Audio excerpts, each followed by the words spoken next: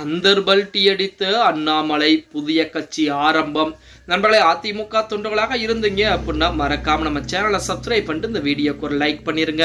அனைத்திந்திய அண்ணா திராவிட முன்னேற்ற கழகத்தை பொறுத்த வரைக்கும் எடப்பாடி பழனிசாமி அவர்களை ஒரு காலத்திலே விமர்சனம் செய்து பேசியவர் தான் நமது அண்ணாமலை அவர்கள். அதாவது 2024 நாடாளுமன்ற தேர்தலுக்கு முன்பாகவே அதிமுக பாஜக கூட்டணியிலே பிளவு என்பது ஏற்பட்டது. அந்த பிளவிற்கு ஒரு முக்கியமான காரணமாக அமைந்தவர் தான் நமது அண்ணாமலை. அந்த நேரத்திலே பாஜகவுடைய மாநில தலைவர் பொறுப்பிலே இருந்தார் நமது அண்ணாமலை. அப்பொழுது கூட்டணி கட்சிக்குள்ளே இருந்து கூட்டணி கட்சியை விமர்சனம் செய்து பேசியிருந்தார். அதிமுகவிலே தெய்வமாக வணங்கக்கூடிய தலைவர்களை கூட விமர்சனம் செய்து பேசியிருந்தார். அந்த பிரச்சனை மிகப்பெரிய பூதாகாரமாக வெடிக்க ஆரம்பித்தது. அதற்கு அடுத்தபடியாக அதிமுக பாஜக கூட்டணியிலே விரிசல் என்பது விழ ஆரம்பித்தது அப்படிங்கிற தகவல் நம்ம அனைவருக்கும்.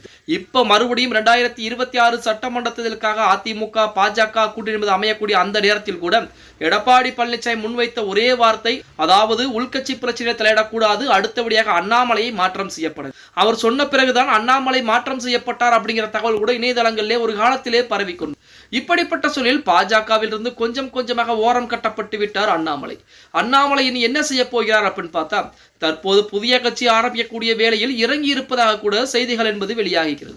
தமிழக பாஜகவின் முன்னாள் தலைவராக இருந்த அண்ணாமலை தற்போது கட்சியிலிருந்து விலகி புதிய பாதையை தேர்ந்தெடுக்கப் போவதாக தகவல் என்பது வெளியாகி பெரிய ஒரு பரபரப்பை ஏற்படுத்தி பாஜகவில் சேர்ந்த சில ஆண்டுகளிலே மக்கள் மனதில் தனக்கான இடத்தை உருவாக்கிய அண்ணாமலை சமீப காலமாகவே கட்சியிலிருந்து சற்று விலகியே இருக்கிறார் அப்படின்னே கூட சொல்லலாம். கடந்த சில மாதங்களாகவே அவர் பாஜகவின் முக்கிய நிகழ்வுகளில் அதிக ஈடுபாடு காட்டாமல் இருந்து கொண்டிருக்கிறார். பாஜகவில் தனக்கான முக்கியத்துவம் குறைந்து வருவதாக உணர்ந்த அண்ணாமலை ரஜினியிடம் தனது அடுத்த கட்ட நடவடிக்கை குறித்து ஆலோசித்ததாகவும் இதனை டெல்லி தலைமை குறித்து தெரிவிக்குமாறு அவர் கூறியதாகவும் தெரிவித்திருக்கிறார். இந்த நிலையிலே அண்ணாமலை பாஜகவிலிருந்து விலகி புதிய கட்சி தொடங்குவாரா இல்லையா, இல்லை கட்சிக்குள் மீண்டும் வலிமையாக செயல்படுவாரா அல்லது ரஜினியின் ஆலோசனைக்கு பிறகு தனது முடிவை மாற்றிக்கொள்வாரா என்பது தற்போதைய ஒரு கேள்விக்குறியாகவே இருக்கிறது அப்படின்னே கூட சொல்லலாம். அடுத்த சட்டமன்ற தேர்தலை முன்னிட்டு திமுக அதிமுக இடையே கடுமையான போட்டி நிலை வேளையிலே அண்ணாமலை புதிய கட்சியை தொடங்கினால் அது மூன்றாவது பெரிய சக்தியாக அமையக்கூடும் என அரசியல்வாதிகள் தற்போது கருத்துக்களையும் சொல்லிக்கிட்டு இருக்காங்க அப்படின்னே கூட சொல்லலாம். அண்ணாமலைக்கு நாளுக்கு நாள் பாஜகவில் இருந்து செல்வாக்குகள் என்பது குறைந்து கொண்டே ஓரம் கட்டப்பட்டு கொண்டே இருக்கிறார் அப்படின்னு சொன்னா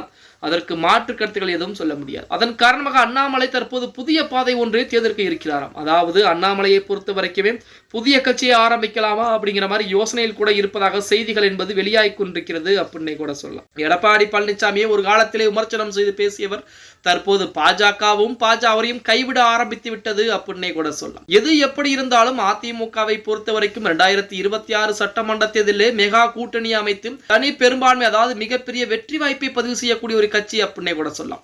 மக்கள் மத்தியிலே நாளுக்கு நாள் அதிமுகவுடைய செல்வாக்குகள் என்பது வளர்ந்து கொண்டுதான் இருக்கிறது. இன்னொரு புறத்திலே உள்கட்சி பிரச்சனை, அந்த உள்கட்சி பிரச்சனை என்பது மிக விரைவாகவே சரி செய்யப்படும் அப்படிங்கிற வாய்ப்பு கூட அதிமுக வட்டாரத்திலிருந்து தகவல் என்பது வெளியாகி கொண்டுதான் இருக்கிறது. ஓகே கைஸ், வீடியோ பிடிச்சிருந்தா மறக்காம லைக் பண்ணிருங்க.